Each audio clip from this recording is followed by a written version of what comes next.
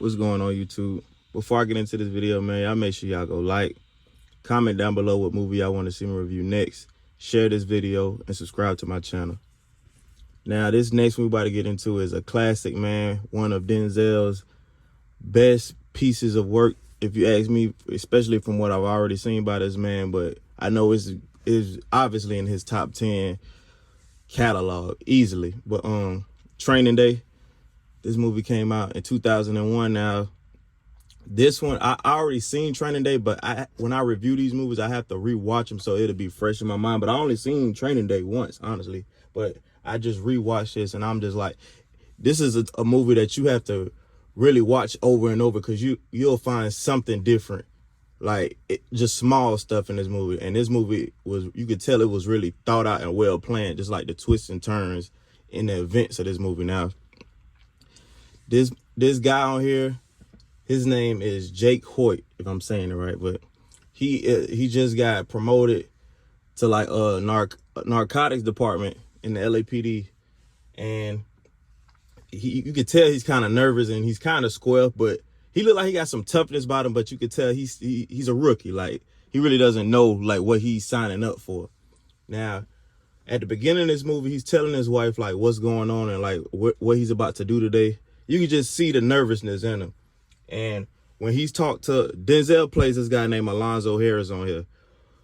When they're on the phone talking, Alonzo kind of just like rude to him and just hangs up in his face quick. So, you know, Jake on here, he about to just put up with whatever he got to put up with. It's only like an evaluation for a day, so he only has to deal with this guy for a day. But when he first meet Alonzo, like, I love the diner scene. If you've already watched this movie, you already know what I'm talking about. What it look like Alonzo got a kufi on or something, but they just sitting at this diner, and like in perfect Denzel fashion, like he's just tearing this guy down. It's like you could tell he's trying to break his confidence. Like he's staring a hole through his head. You could tell he kind of square. It's like he just sizing him up really, and he reading the newspaper because it's just all false stuff, but he just read it for entertainment. And he just like really love boring Jake. Like soon as he make this guy, and then on top of that, he make him pay for his like bill or something. I'm looking like, man, I don't care where we at. I'm like, bro, you supposed to be doing my evaluation. I'm not paying for your food, bro. Like you could say I'm fired or whatever. I'm just not doing it. But Jake just playing along with everything this man's saying. Now, they first little mission that they go on, Lonzo, I'm not gonna lie, on this movie, he really runs the area that he's in. Like you could tell people don't like him, but it's like they gotta deal with this guy because he just runs he's like that corrupt officer that we all know, like especially if you're from different areas, like urban areas in America, like you just know like one officer that nobody likes, but you just have to put up with him because he really run his department. But they sitting like on the side in this alleyway, and they watching like these college kids make a drug deal. Now, when Lonzo pulls up and he confiscates the drugs from the kids, like he say he knows everybody, he runs everything. He makes Jake like take a hit of this weed that he just took from these kids. Now, you already know Jake gonna refuse. Like he's a good guy on here, and you can already tell Lonzo is corrupt just like from the first 5 to 10 minutes of this movie. You could just tell like this dude ain't right, even though he's a police officer, he's not right. But he keep telling Jake to take it, keep telling Jake to take it. Jake's like, no, I'm not doing it. So this is how I know Lonzo runs the area he's in. He puts a gun in Jake's head, and he parks like right in the middle of the street, like in the intersection. Not like pulls off to the side. He pulls like his car is driving by, people yelling at him. He's in the middle of the street with a gun in his man's head, telling him to smoke it. And he like keeps smoking it. So now Jake is like high out of his mind, and they driving. He tells him that it was laced with PCP. Like, I'm looking like, bro, off rip, I don't care what happens. If you make me do something like that and it's laced, I'm probably getting out of the car. I don't care if I lose my job, and I'm gonna probably come back and do something to you. Cause I gotta wait for this to wear off. Like I've never been high on no PCP or nothing, but I'm pretty sure you not in your right mind. But I'm finna get away from this dude because I don't know what type of time he on. And I got to handle Lonzo, but Jake is just really sitting there taking all this stuff. Like, I'm like, this dude resilience on here is just mind-blowing to me. But Lonzo driving this guy all around town. He taking him to his mistress' house. And then Lonzo married on here with 4 kids, but he got a mistress on here played by Ava Mendez, and they have a little son together. Like, so he's just like all over the place on this movie. But they go confiscate some more money from this dude named Sandman, and they got I just got to throw this in. They got a lot of cameos on here, like Dr. Dre, Snoop Dogg, Macy Gray. They got a lot of people on this movie, like a lot of them. But they pull this guy over, played by Snoop. I guess he like a little part-time drug dealer or whatever, but they get some information out of him, and they pull up to this guy named Sandman house, and they take $40,000 out. Now, you have to really be paying attention because it's like all this is happening in one day. So it's like Lonzo, he's trying to get a lot of dirty work done, but it's kind of like he using Jake as like a puppet to get this done. Now, I'm gonna pause right there. On here, the reason Lonzo is doing all this stuff is because he's in hot water with some Russians. Now, if I've never been in a situation like this, so I wouldn't know how it felt, but if some Russians or just like a mob leader tells you got a certain amount of time to pay them or you're gonna die, more than likely they already know where you at, they know where to find you, and they know where to like get you at. So that's not a threat you should take lightly, especially if you did something wrong. Like Lonzo has a hot temper on here, and they said like he was in Vegas or something, and he went off on somebody who did something to somebody that had happened to be a part of like the mob, the Russian mob. So that's why Lonzo is doing all this. It's not like he just feel like being corrupt. His back is against the wall, in all honesty, but him being him, that's the reason he got there in the first place. But I just had to throw that in there for people just trying to figure out what is this dude's motive. But they go, like I said, they just going on different missions, just going to different places. Now, this part of the movie, they go to this guy named Roger's house. Like, he was an ex-cop, but now he just like a little drug dealer or whatever. So Lonzo plotting on him too. When they come back to this guy Roger's house, he got like 3 other corrupt police officers, and he got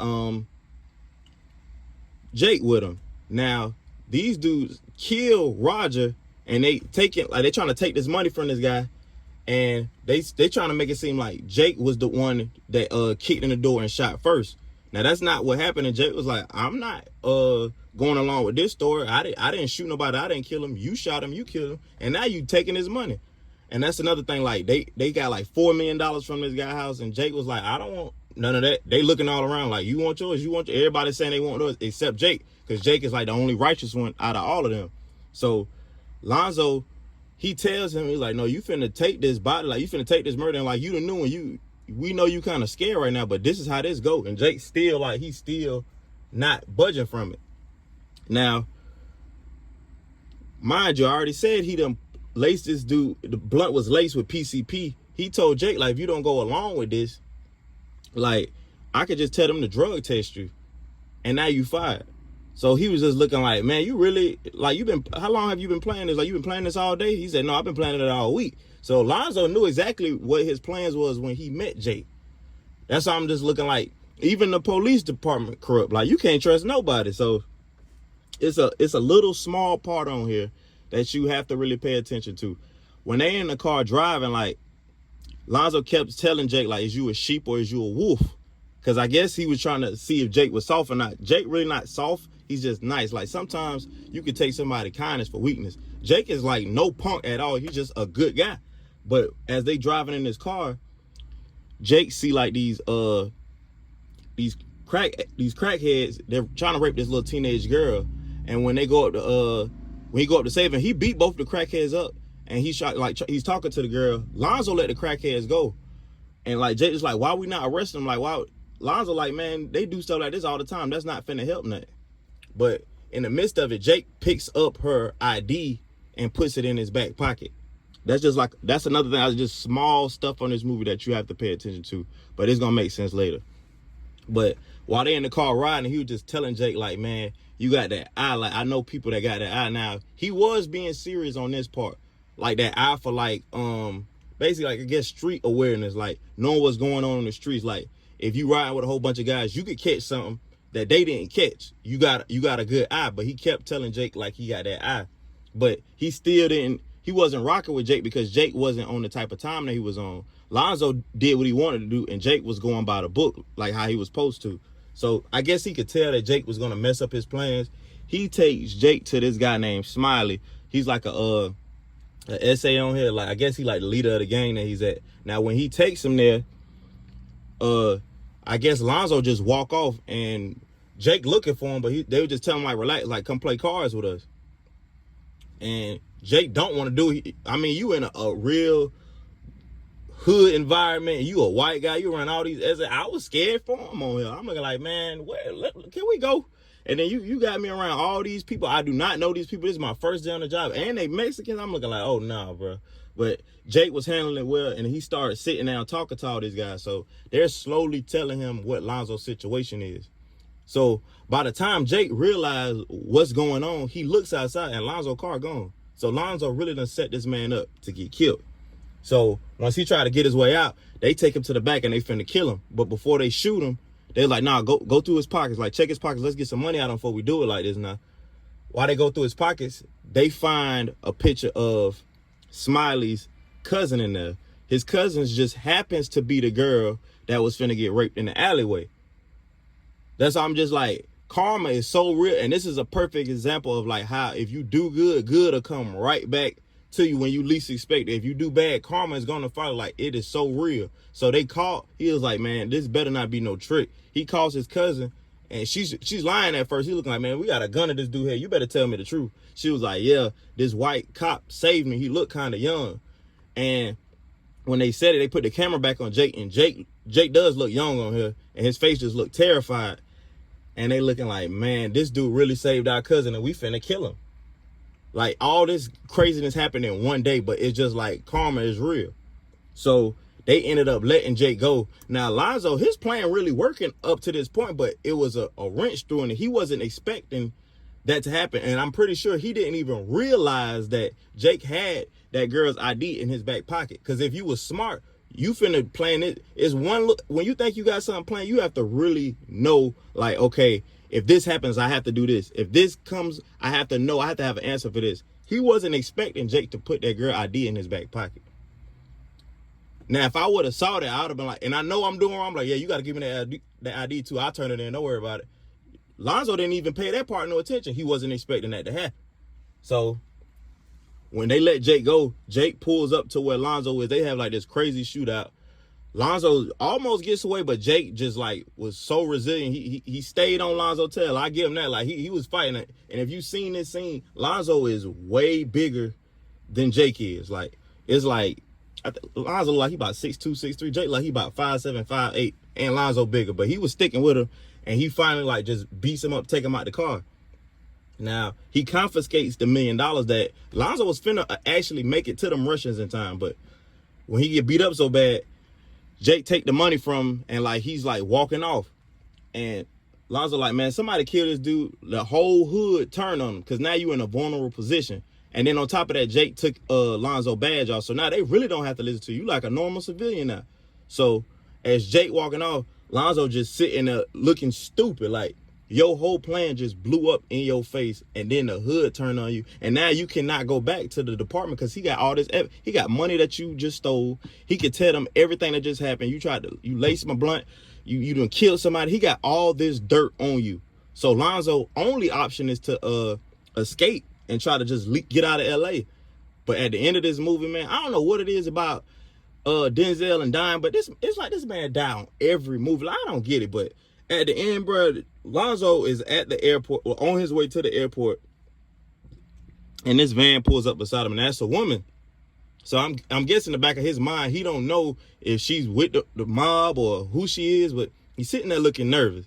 Out of nowhere, all these trucks start surrounding Alonzo, and they just light him up bad. Like, I'm talking about, they lit my boy bad on here, but that was the ending of it. But all this movie taught me, like, the biggest lesson I got from Training Day is karma.